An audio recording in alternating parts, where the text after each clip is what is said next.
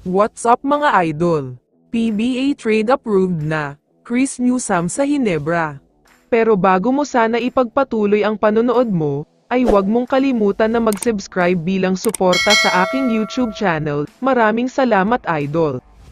Talakayin lang sandali natin ang inilabas na balita ng legit source na Spin.ph. Ayon sa kanila ay nagkaroon daw ng pag-uusap ngayong last week of May ang TNT at si Mikey Williams, at nauwi na naman sa hindi pagkakaunawaan. Ayon sa report, handa na daw sana bumalik si Mikey sa PBA at sa TNT, dahil payag na daw siya na bawasan ang sahod na hinihingi niya, pero ayon naman sa kampo ng TNT ay hindi daw totoo ito dahil malaking bonus ang hinihingi niya. Kaya naman ayon sa mga reports, talagang masinsinan daw ang pag-uusap ngayon ng TNT at ng Converge tungkol sa isang mabigat na trade.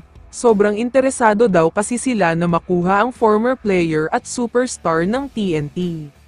Pero sa tingin ko naman, sa oras na talagang bababaan na ni Mikey ang pride niya pati ang sweldo na hinihingi niya, posibleng magkaroon na ng reunion lalo pat wala si Jason Castro at Reynam Batak dahil sa mga injuries.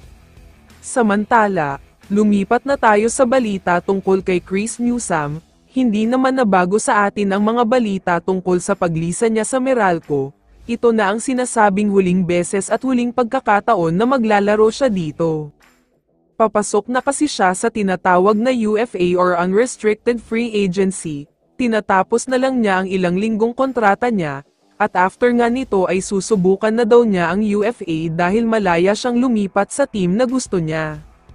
Ayon sa mga sources, habang hindi pa natatapos ang kontrata niya sa Meralco, nakikipag-usap na daw si Newsome kina Boss Al Francis Chua at coach team. Gusto daw niyang makasigurado na kukunin talaga siya ng mga ito. Ang kailangan daw kasi niya ay ang assurance na kapag umalis siya sa Meralco ay bibigyan siya ng maximum contract sa Hinebra.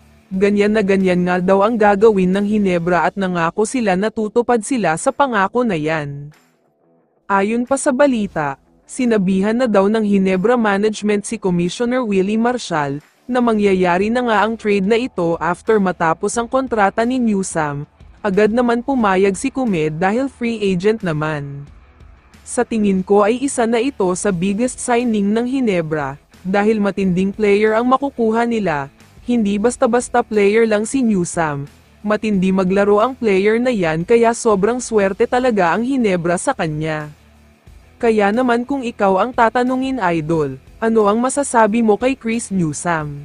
I-comment mo naman ang sagot mo sa tanong na ito. So dito na nagtatapos ang video na ito. Maraming salamat sa pagsuporta at panonood mga idol. Ingat at bye-bye.